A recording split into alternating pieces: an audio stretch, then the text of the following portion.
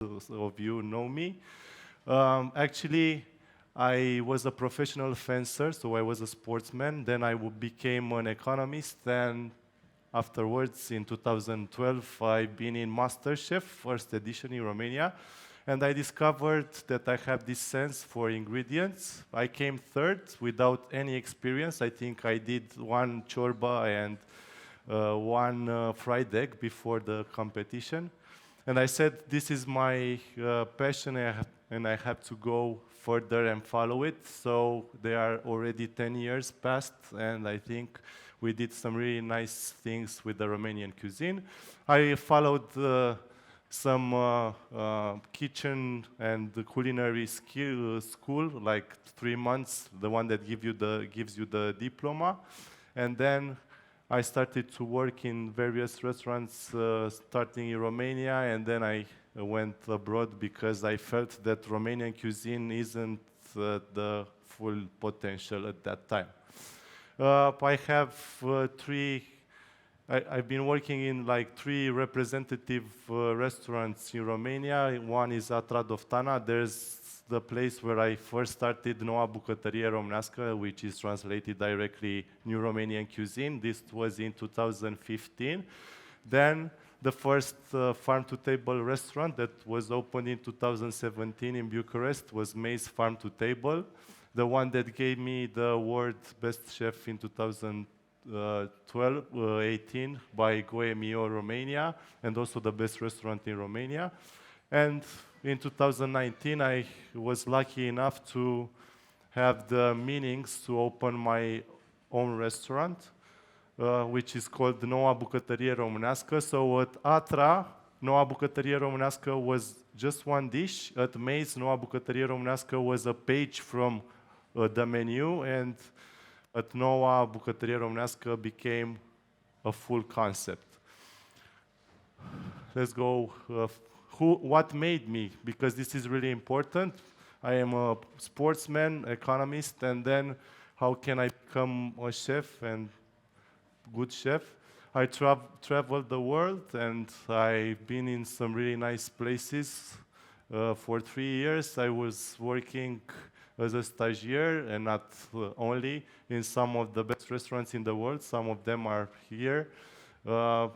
I would say that my focus was fully on the minimalism and the deepness of new Nordic cuisine, because I was in 3 restaurants in Copenhagen where I spent my best time.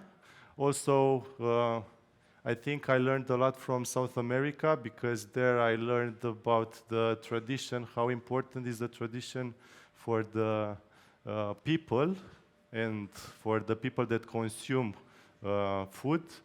And I came with 3, let's say, mottos that followed my career further on.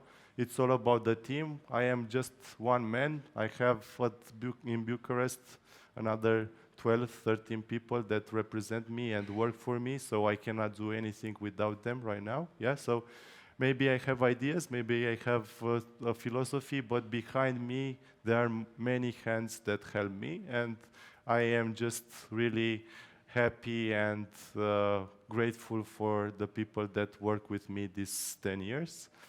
Also, always work with the best and work for knowledge. When you're starting your career, I think it's not important to work for money, because knowledge in time will make money for you. So let's say first 5 years, it's really important to get your handcraft, to get your hands really into mud, work hard, and then maybe in time you'll have the luck to become someone because you have knowledge. I'm really proud to be a Romanian chef, and I'm really proud to make this job and follow my passion in Romania, because this is like the perfect environment for, let's say, culinary professional. And I have some things that I have to highlight, like one of the greatest biodiversities in the world, not just in Europe. It's here. Actually, it's around this area in Transylvania. I think we have at least 600 products that we can work with all around the year.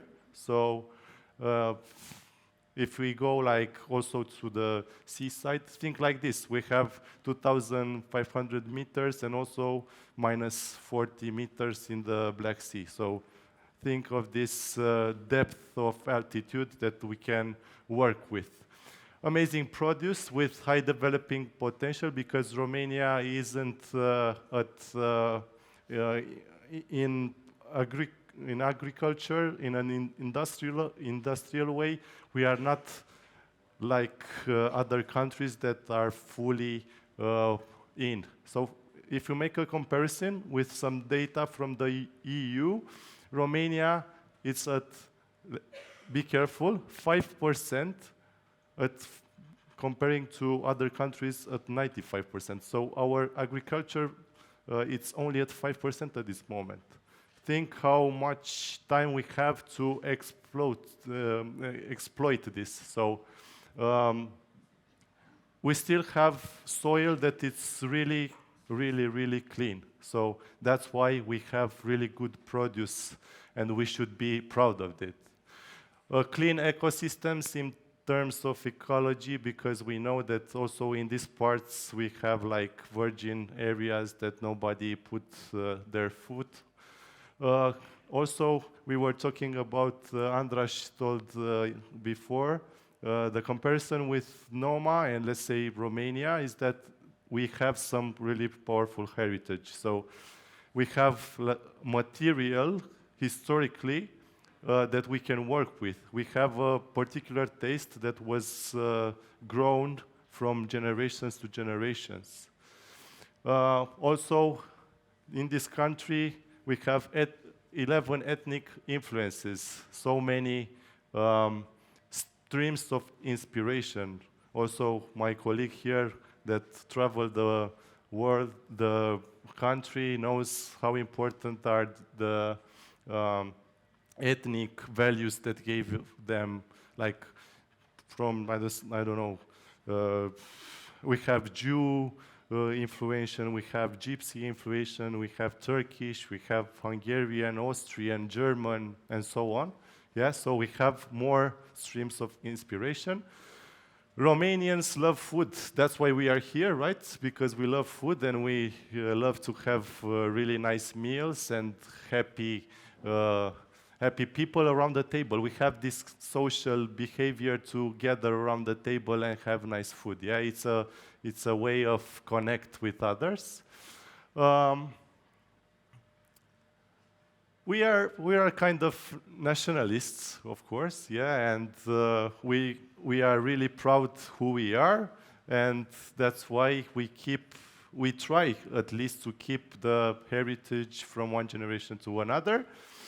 And of course, we have this kind of emotional taste in our minds. Yeah, we have the childhood taste that we can work with because it's an etalon for what we are doing.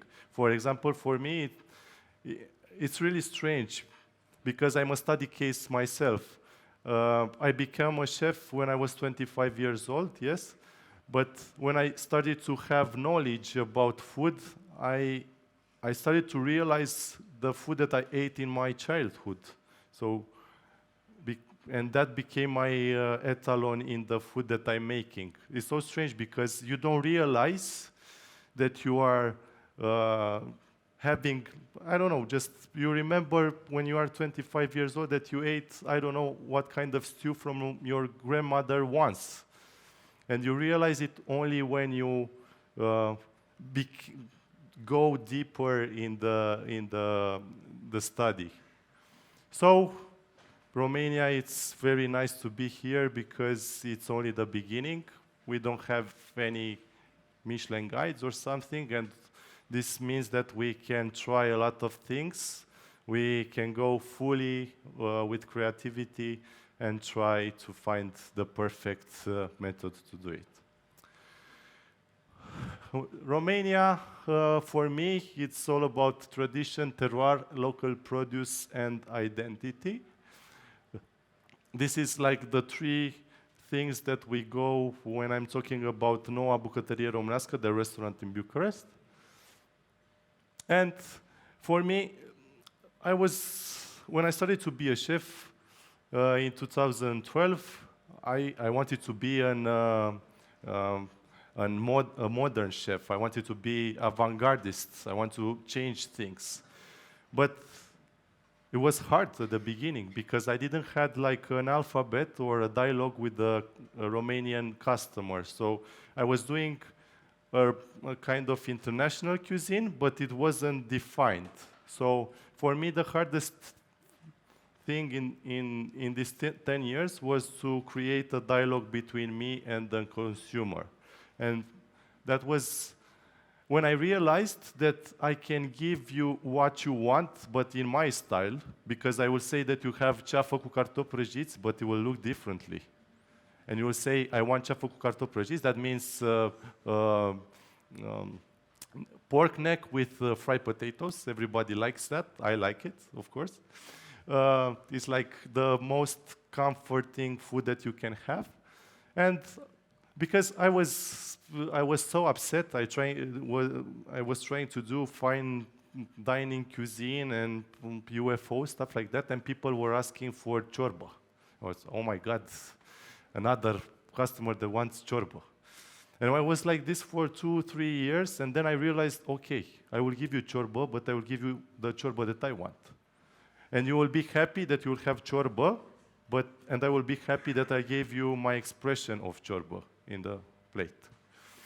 And the biggest statement that we also will present a part of it, it's Romania in a platter. Actually, we are a restaurant that serve only tasting menu in Bucharest. In this moment, we have 17 serving tasting menu, which starts with Romania in a platter. It's here, exactly here. I wanted to present it. So when you sit at the table, you will have this board, wooden board, which has our logo is the salt crystal, which is placed in where Bucharest is. So we are in Bucharest, and we always start with this piece with Muntenia. And on every piece, we have like this. So you have to compose the puzzles by means of ingredients and also tradition. So everything changes. I will present in the slides a previous menu that we had in Romania on a platter. This is, we call ciuline de bărăgan. Ciuline de bărăgan, it's the popular name for wild artichoke, actually, which is not consumed in Romania, but I've seen like in other countries, because it grows bigger, you can eat it, and it's the same in taste, but it has the part that you can consume, it's a lot smaller than the normal artichoke. And that was the inspiration. We call ciuline de bărăgan. First, it was a spike, like that, like an artichoke, and then we transform it in a cylinder. It's a cylinder made from fermented potatoes. And we use fermented potatoes because we need the structure of the composure, yeah? And because of that, we use the process for fermented cabbage, varză murată, that we use for sarmale and stuff. And we do the same with potatoes. We boil them, we ferment them, 2% salt for 2 weeks. It's really, really pungent in taste. Then we make a paste. We put it in a piping bag, and we shape on a sheet this kind of zigzag. And then we dehydrate it, we roll it, we fry it, and it goes like that. And we fill it with various things. Here was with zakuska. Zakuska, everybody knows zakuska, of course. We have also with zakuska today, but we had it with sunflower that we put on the edges, and powder of obor. You know, the biggest market in Romania and also in Bucharest is called obor. We try to go like deeper and think zero waste kind of cooking.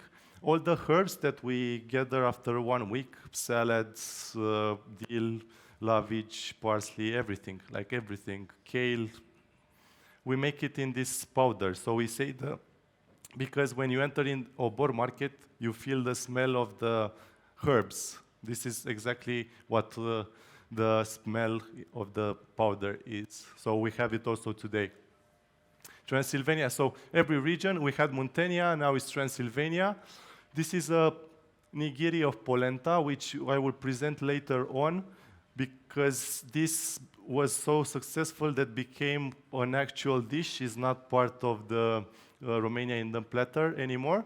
So we have polenta that we cook for acidity. We cook it in whey. So we have buttermilk that we put on the stove. We separate the ricotta, which we use it further on with another dish. And we don't boil the polenta in water. We make it in whey, so it has a really nice complexity, also acidity. Inside we have brânză de burduf, which is the most important cheese that we have. And on top we have a small slice of lard, like slăninuță, really smoked slăninuță, with a little bit of black garlic and pine shoots that are pickled. So it's really complex in taste. Oltenia was so complex over the years. This is, you know, scoverga, yes? Scoverga / langoș, it's almost the same. In my family, my mother used to make bread once a week, and she left some dough or rest that after making the bread. Every Sunday we were eating scoverci, but in a sweet way, because we dusted with a little bit of powdered sugar and some jam.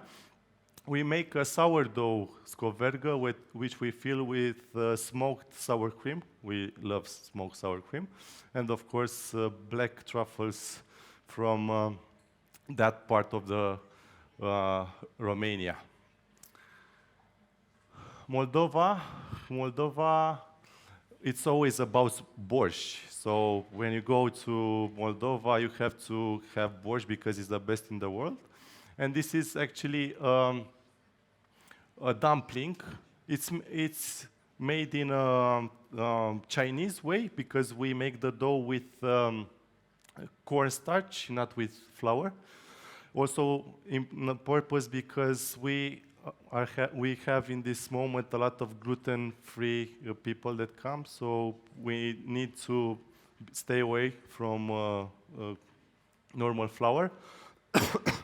Okay, and inside we have like a mixture, like a perișoară. So the thing is, what we do, we make the mixture, which is exactly how you do it, but we make a separate borscht, and we soak the meat with borscht, that is called. So we make it before, we let it cool down, and then we put it in this mixture. So what happens? The meat takes the flavor of the borscht, so it gets hydrated, and then when we put it in, you can handle it. When you cook it, we cook it steamed, and you put it in the oven, you steam it, and then when you break it, it's like a borscht because you have a lot of liquid inside. This was a previous approach. Of course, beetroot borscht, and we used beetroot juice for the color of. We didn't use water when we made the dough. We used beetroot juice. Dobroja, so we like pancakes. Everybody likes pancakes in Romania, but not as sweet like dessert.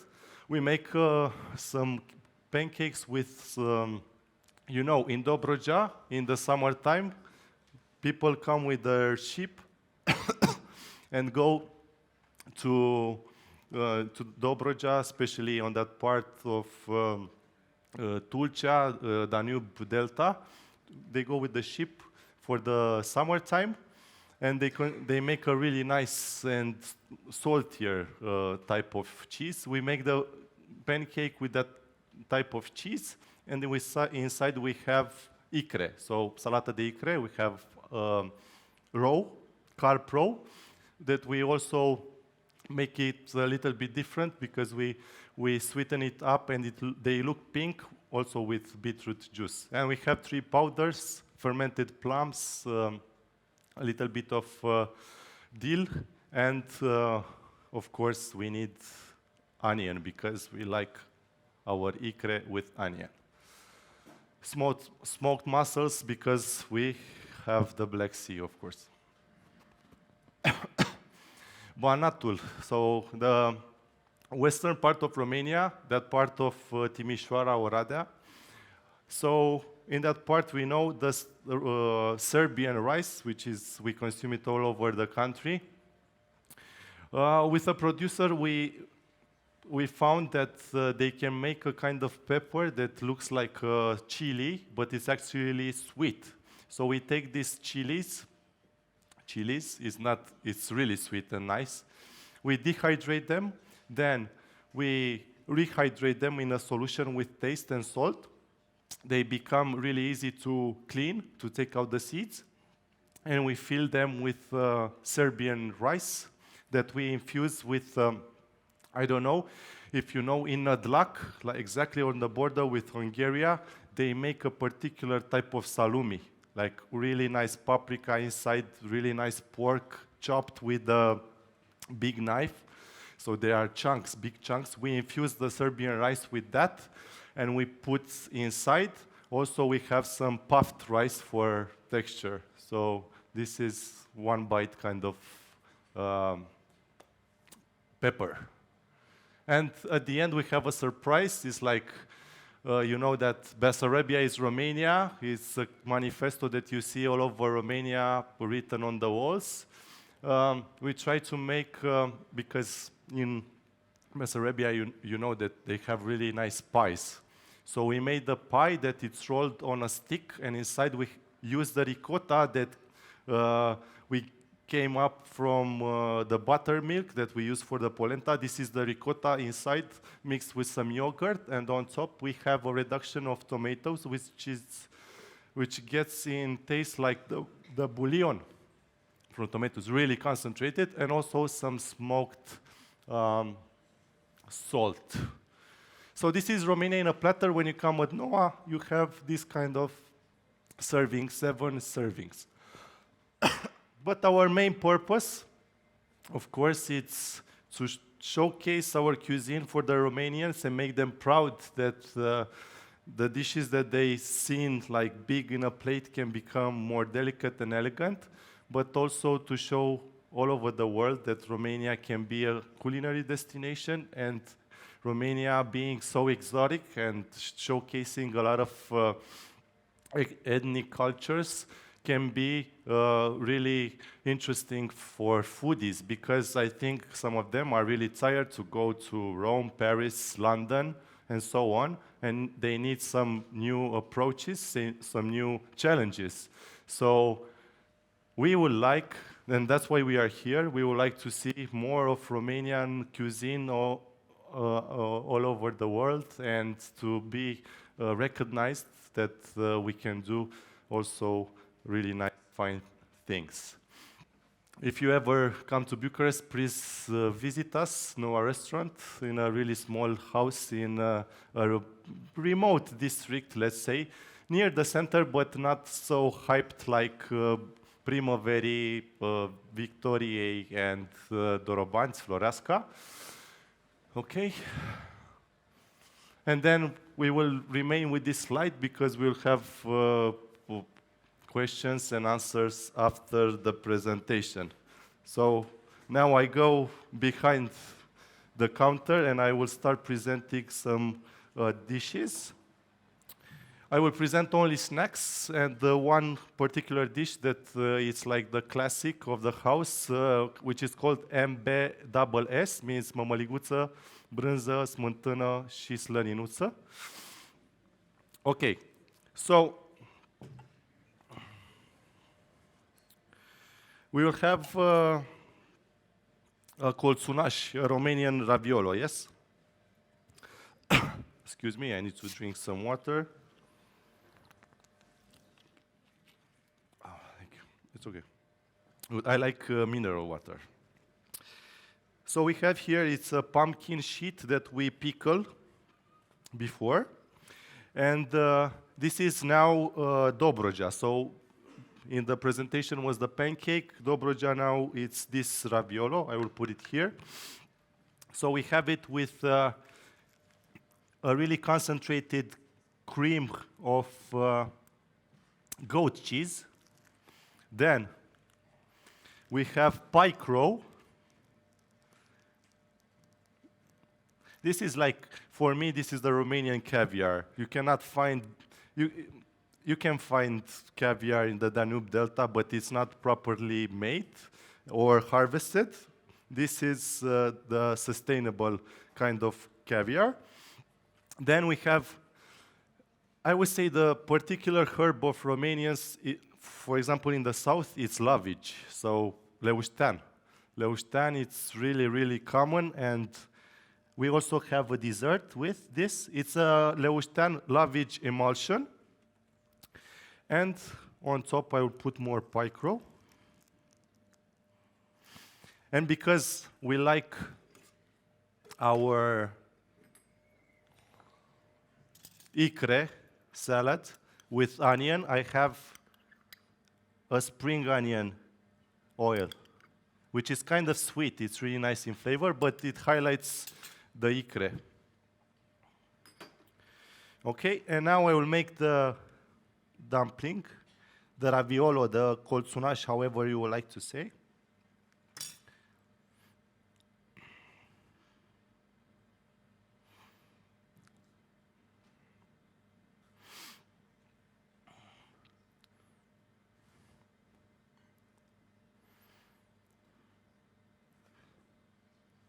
Okay, and of course, in the end, I will use one more leaf of lavici to make people understand what they have in front.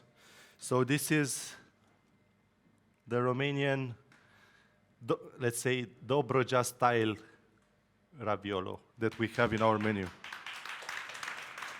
Thank you. Okay. We also have, let's say, a statement dish from Romania. We call this, this is also a crepe with a lot of cheese. We call this, we dream of stars. It's a manifesto because we actually dream of stars. We want to be one of the places that has this achievement. So we make this. This is a crepe dough that we put in a shape and we fry it in really hot oil. And this is Oltenia. You know why? Because we actually have a stew. You know, the most important dish that everybody knows in Oltenia, it's a beef tongue with olives, leek. Yeah? Everybody knows that. So we have a pate made of beef tongue. We will fill the star with the pate. Then we have, we call this like a vegetarian ragu, which is made with leek and olives. So this is the stew, yeah? We'll put this only in the corners of the star.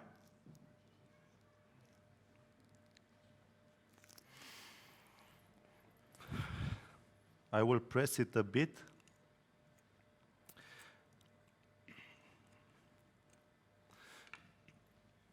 I will put some also in the center. And because we need more, what I learned in the Nordic countries, they use a lot of techniques to bring more flavor into your dishes. So we actually age some egg yolk, yeah? Gălbenuș, maturat, and smoked. So we really like to work with the smokiness flavors. And this is salty. It's rich because you know how the egg yolk is, yeah? And also smoky. Good. And we miss one thing, because every time you need to balance your dishes, yeah, we need acidity. What is the most important way you can do it in Romania? You can do it with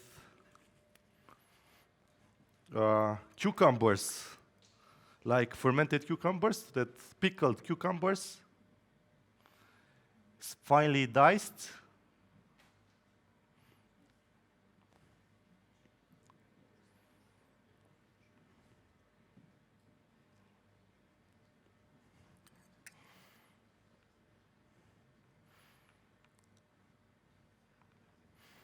And in the end, I was talking you about that powder, yeah, the obor powder, yeah. We have that too here. So it's like, I would say it's like a savory matcha, Romanian matcha type of powder. And we dust it with some green powder, obor powder. So it has at least 10 types of herbs. Really simple in appearance. It doesn't look like much, only a star, but a lot of surprises underneath. This is Oltenia.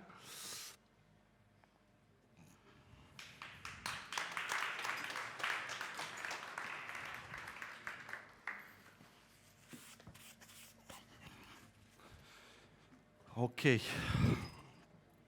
What else do we have? Yeah, we had the ciuline de bărăgan that I showed you before. So this is the final cylinder, yeah, the fermented potato. They look like this. I would say that this is the most time-consuming dish that we have. We need to do it in 14 days, the fermentation of the potatoes, and 2 more days to make the cylinders. So it's really hard, I think, in this kind of cuisine to make people understand the efforts that you make when you create something like this. Of course, zakuska, it's like everybody has a jar of zakuska in their storage rooms. And what else? We have smoked paprika. So we are here. We should highlight this amazing ingredient that we have to work with. Smoked paprika.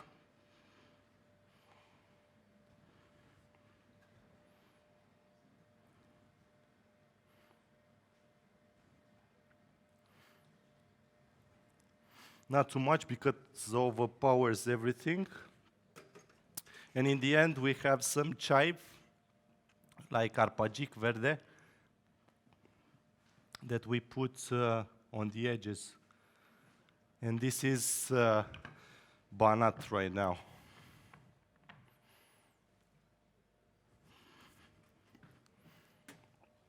Good.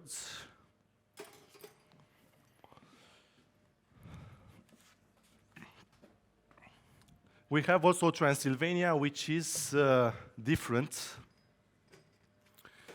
So we have proper polenta that we cut in this kind of cubes, and then we fill it. So we call ciulama de ciuperci. Everybody knows ciulama de ciuperci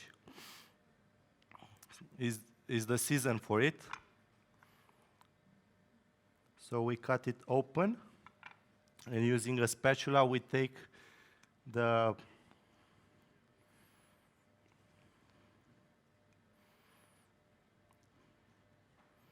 filling. You don't want to eat like really too much polenta in a tasting menu because it's heavy. And we have this kind of duxelle, yes? Everybody, if he's a chef, should know. Duxelle made of various types of mushrooms. Now we have porcini, chanterelle, and that's not everything. We also have a smoked cheese cream, because I told you we really like smokiness in our dishes. So Romania in a platter, it's not only cold dishes, right? We have also warm dishes, and this is one of them. And this we'll put in the oven in order to get hot.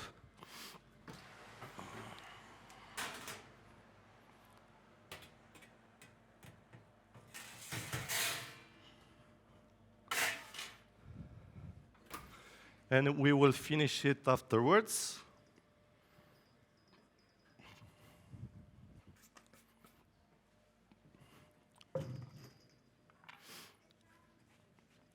Okay. Good. And now I have like I was talking about the classic, the MBSS, mămăliguță cu brânză și smântână. This is the nigiri. So we have this is the polenta that we have. This is the polenta that we cooked in whey. We need the cremă de burduf, which are balls like this that we will fill the polenta with. I need some oil because I need to work this with my hands.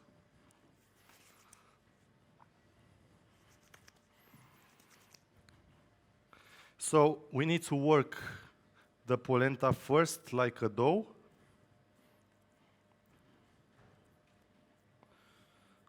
And I will put the cheese inside. We will make it like a ball, and then we shape it like a nigiri.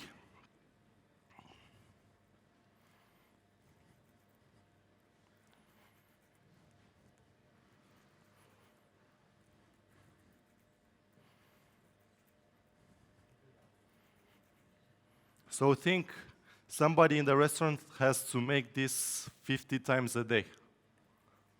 Like, this is a really time-consuming process.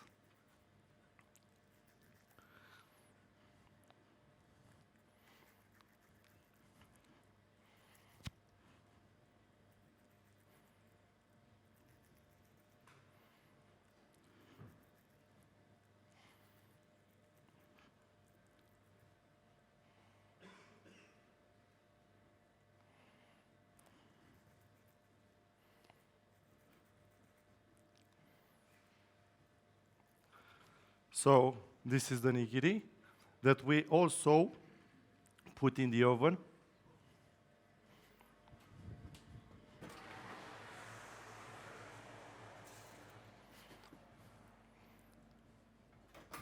For 3 minutes. We also have some desserts to show. So, okay, I will plate this dish. So we usually serve it in a bowl. I have the smoked cream, sour cream. I really love smoked sour cream. And I think the sour cream is really one of the most important ingredients that Romania has to work with. And first, I will put the smoked cheese, cream.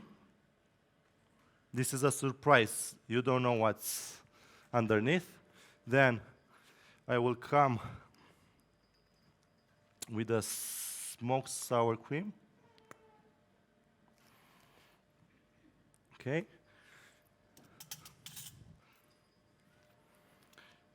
I will use the spoon, usually a small spoon, heat it up a bit.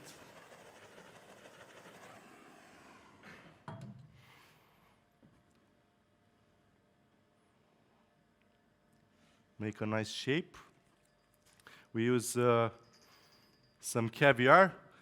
We are not using Romanian caviar. This is caviar from Germany, but it's from Danube River, so it has the relationship with our country.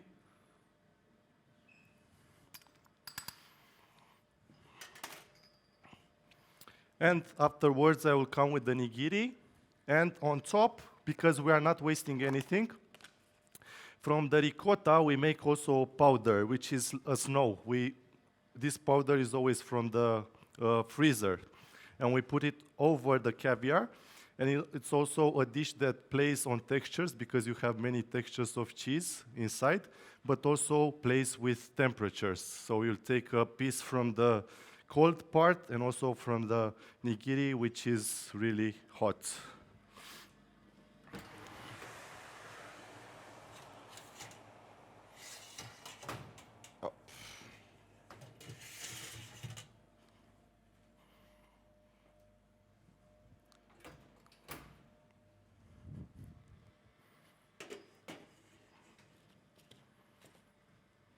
Okay, so let's finish this dish and then I will make the other type of polenta.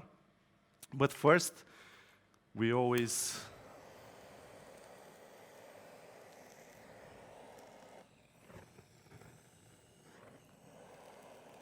make it a little bit burnt like this.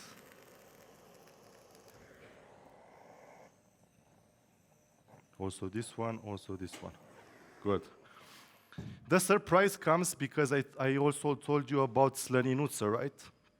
Slăninuță, we make an oil. So we just put the slăninuță in the dehydrator at 60 degrees and we let it melt. And that oil, because it's fat, we put it on top. So it has the smoky flavor of slăninuță and the porky fat also. This one comes here. Can we have like somebody show it? Anyway, in the end, okay, we should show it first like this. I will come on that side. And we have this service we make table side. We come with a frozen ricotta snow, and we just pour it over. And this is mămăliguță cu brânză și smântână.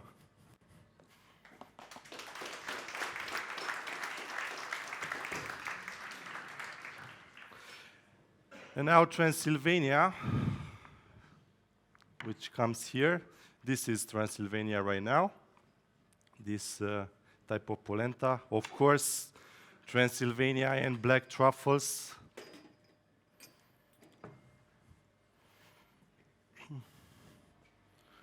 Okay, here.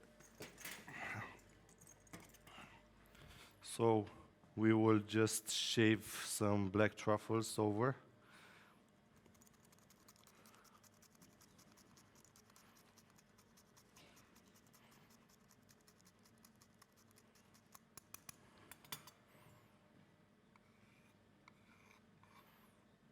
Like pretty much like this rich in truffle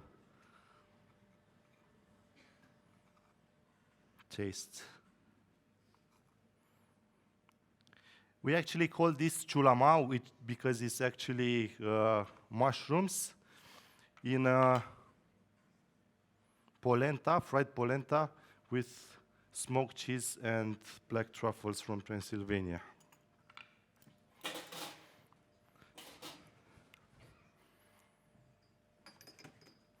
And now I will show two pre-desserts that we have in the restaurants. also because I think when we're talking about desserts, is the only part that we don't use so much of the heritage. We don't work too much with Romanian desserts because they are either too heavy, either so sweet. So we are trying to do like medium sweet kind of desserts and also a little bit savory. We work in desserts a lot with veggies. So we make like creme brulee with red peppers, roasted red peppers if you want. And I will propose this dessert for now, which comes from my favorite dish, I would say. It's griș cu lapte. I would eat griș cu lapte every day, like from the breakfast, lunch, and dinner. When I go home, I ask just for griș cu lapte.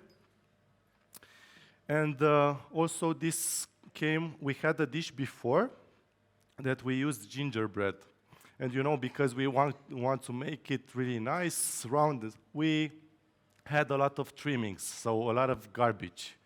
So I said, we shouldn't throw this kind of quantity. So we made a powder, and like after 1 year, when we made like a box like this with trimmings of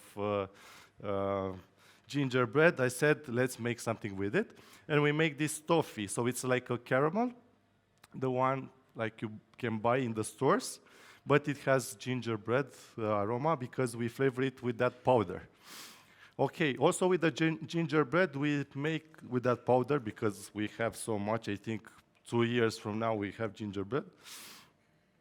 We make this crackling. It's a crisp, and it's a mix between griș cu lapte and gingerbread. And we serve it like this: a piece of gingerbread toffee with a piece of griș cu lapte, which is actually griș cu lapte as we make it from our childhood. Nothing changed.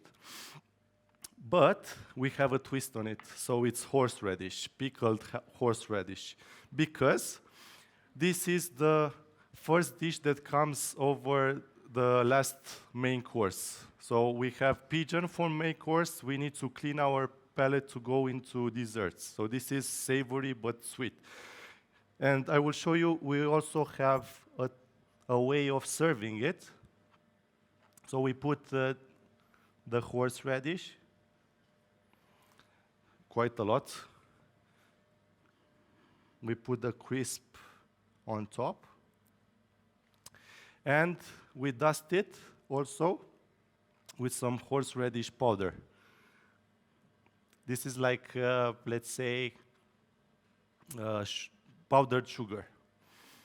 And we ask people to first sniff it because it's like a powder, and you know, when you smell horseradish, it goes deeply in your brain.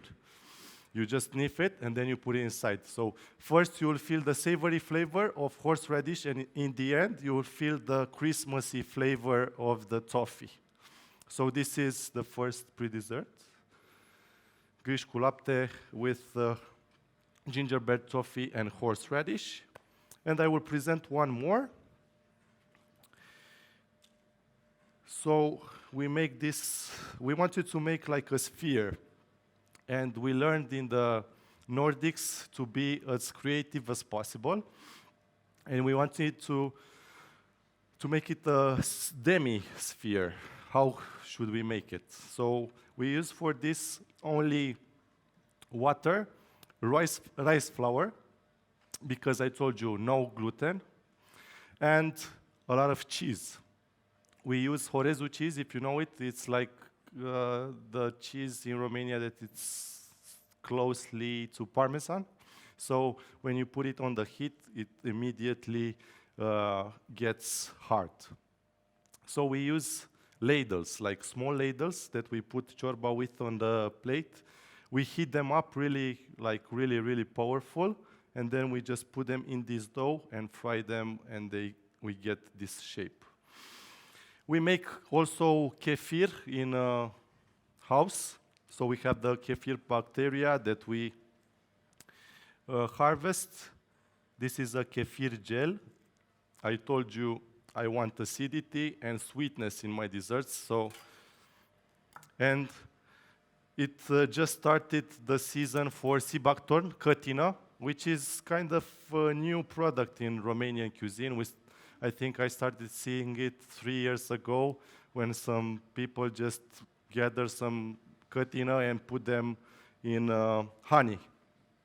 We do the same. We have cătină, which we compress it in honey in order to get into the molecule the sweetness, because sibaktorn, it's really high in antioxidants. It's one of the best berries that you can find, really healthy for your, but it's bitter, tart, and acidic, so you cannot eat it just like that, yeah?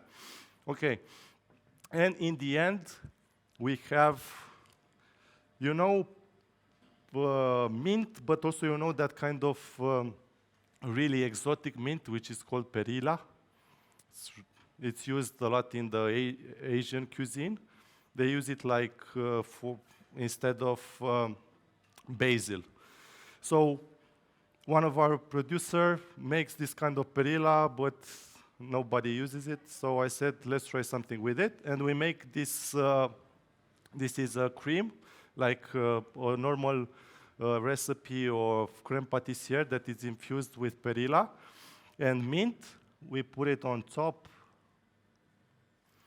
And then we just take the spatula, where is it, in the back?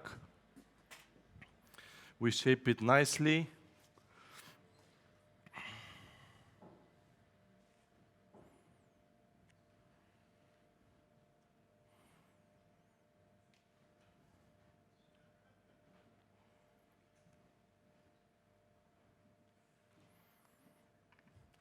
And we also dust it with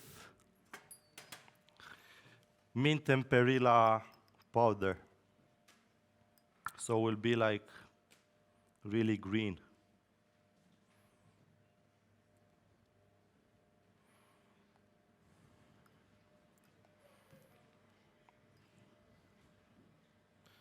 So we put it like this in a tray with a lot of dried herbs, so you will not see anything. You will see just a round shape of green stuff. And then you have the surprise of being something more. I think this was my presentation regarding food. Thank you so much.